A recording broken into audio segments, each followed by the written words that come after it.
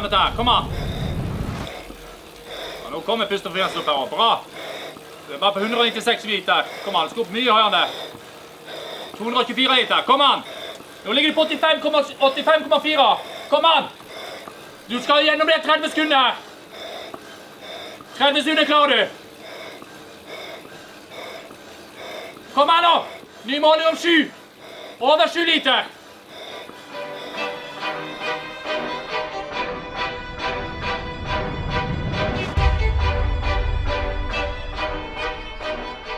My name is Olav Aleksander. I'm the coach of Kristian and Gustav. I'm also a co-founder of Santara Technology. So now we are back in Norway. We spent most of this year away from Norway, but finally back in Bergen. The reason for why we are back now, obviously a little bit family and Christmas, but also a very important topic now is for us to get back in shape for Paris 2024. That means that where we are just now is in the laboratories where we have been doing all the testing of the last Olympic cycle. So the numbers we're collecting now isn't about setting like peak high score, but it's more about understanding where we are. The lab is really important for us because we don't know what's going to happen when we go back to short course. With these results, it's basically you need to get better for everything. It's not like you need to increase your threshold or Vo2 Max. It's basically the whole line. So it's nice to be back. So the testing we do here is that we use a lot of instruments that is common to many people, but we use them quite differently. Things that I test here is one, the metabolic profile. I test the mechanical profile and I test the velocity profile of the athletes. And then I look at biochemical efficiency and a range of other different markers. So we do DEXA.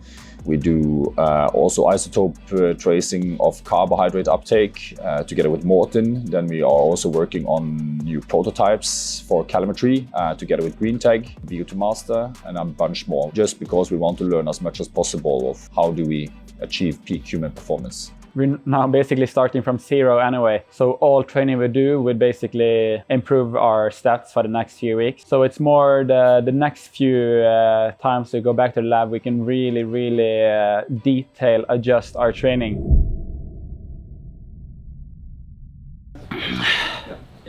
Not too bad. The steps was pretty bad, but the Vo2 Max test was at least pretty good. So yeah, it's always good to have at least some positives for the test, but we don't do these tests to impress anyone. We do it to gather data and see how the body is, so we can do smarter training in the future. And also we do it to reflect on past training, but since this is a test of no training, it's no reason to reflect on a season break, kind of. So it's good to have a starting point. We have, of course, a lot of data what it looks like, or what it did look like to be the best. We don't expect that to be good enough going into Paris 2024. So what we benchmark it against is ourselves, and then we just look at, okay, how can we improve things? We have a lot of partners, and then it becomes a big project, big team where we are sitting together and just looking at how can we possibly advance something. I don't believe in the human limits that have been established so far in research. I think we can go far beyond it. We have history from what we've done, not just in mid-season, but also every winter we're going back to the lab and doing testing. And I know where I'm now compared to last year, compared to 2016, 2017. Then I can see how I'm responding over the next few weeks, and then I can sort of compare and then use the knowledge we've done before, and also bringing that in combined with the experience we have collecting and getting even quicker back into shape. When we go back into the laboratory, we have, of course, the spot picture of Kristian and Gustav all the way over the years leading into the Olympics, the development there, what changed and so on. And of course, the more data you collect, the more it's easier also to go back and ask new questions and look into the details of what did really change. But now moving forward, why this is so important is that when you measure the metabolic profile with special protocols, mechanical profile, their velocity profiles, we can start to understand efficiency, we can start to understand performance and how this is composed and where we really need to put in the time to get maximum performance for the time invested. Because like in all kinds of things of life, whether it's money or whether it's time, we don't have more than what we have. And then we basically have to take every hour that we have available and make sure that it counts. What we're doing here today is more or less the same as we did yesterday in the lab with the bike, and tomorrow also back in the lab again on the run. And basically what I do is that I do testing of their metabolic profile, mechanical profile and velocity profile. And the reason for that is because I want to look at different limitations, because the way I do training planning is that I take the available hours they have, and then we basically have to put the hours where we get maximum return in terms of performance for the hours that we invest now over the next period. So in February we will go back into the lab again, mid-February we go back into the lab, then we had a good training block, and then we're gonna see how they responded. Kristian responded to the intervention we had with him, Gustav the intervention with him, and see whether we nailed it or if we have to continue to do adjustments, because now everything is about getting back to Paris 2024.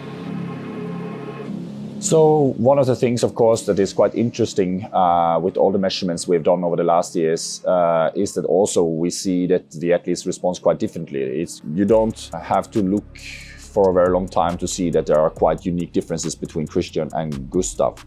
Their body types are very different. And also when we look into the different profiles as well of them, when I do the testing and so on, then you also see that they are very different. But then also when we just look at it from a purely training perspective and how they are training, how they're responding to training. So what the data allows me to do is basically to rather see where is the biggest gap for this specific athlete, or for Kristian or for Gustav, and then target that for a period, and then we go back into the lab again and we see basically how did they respond, or what did respond, or actually both. How did they respond and what did respond? Because the more we can have control over what they do respond to and not, the more we can hone into those things they respond to for the next coming period. And then of course at some point it will stagnate, but then you need to target other limiters, for example, there in the profile. This data allows me to really understand each individual down to a level which is impossible if you only go out and you do training. Personally, I don't believe in, let's say, call it a standardized approach where you have like just this kind of training this time of the year, another kind of training another time of the year. The training should always be tailored towards what you really need. That means that when you then find limiters, for example, so if let's say that the metabolic system would be the limiter, of course, then I would focus more on those characteristics in the metabolic system to lay the fundament for the next period to come. Of course, looking always, this is where we want to be at race time. And then, okay, how do we think that it needs to look like when we go into our race? And then, okay, how do I then have to work going backwards to get there? Knowing how much time we have before next race, that tells me where I need to put the priorities to make sure that they are ready. And for Kristian and Gustav, I already see there are differences that I need to focus on to make sure that they are race ready in Abu Dhabi. Not any dream numbers, but as I repeat every single time I talk to the camera, it's not about bragging numbers now in December. It's about about starting somewhere. How you can use them. How we can use them. The only thing that he is humble about is that the numbers that he is producing now just after off season are basically what the other athletes are producing when they are peak season. So The most surprising data during this test has been the level that they come in at after post-season break. This is by far some of the best numbers from a metabolic side that we have collected any time in history, not only on Kristian and Gustav, but in general any athlete. That's both surprising, but it's also, of course, very nice. It's a nice fundament to build on from here. Statistically, there have been nobody that have successfully gone from short distance or Olympic racing to Ironman racing, going there, and then going back successfully to Olympic racing at the highest level. People have tried to go back. Many people have not qualified. Some have qualified, but nobody have successfully gone back to Olympic racing. I think it's a big challenge. Like that's what's driving us to go from long course back again to short course, and also the fact that nobody has done it before is also a big motivation in it. And also after a full year of only long course, the intensity in the training is something that I've been missing. It's not easy to go back to short course now because the level is also insane. The guys racing a short course, they're really talented and also really hard workers, and now they're starting to get even more scientific, and I think we inspired a bit of the scientific approach, so we kind of made it even harder for ourselves because people are always learning from each other. Coming back to short course is going to be a big challenge, but it's a challenge we look forward to. I really enjoy working with my team, with Adam, Kristian, Gustav, Ørjan, my mentor and also a part of the working group now. We have Green Tag here. The team from Green Tag come up from Switzerland to work with us here, and we are really driving forward prototyping. The same with Maurten, the heads of nutrition and R&D came over here, working on isotope tracing and really seeing how we can advance things there. And that's only a small part of the team. I think what makes me maybe most happy and excited for the years to come is the fun we are going to have together as a team, just in the pursuit of peak human performance, and then the rest will be what the rest will become.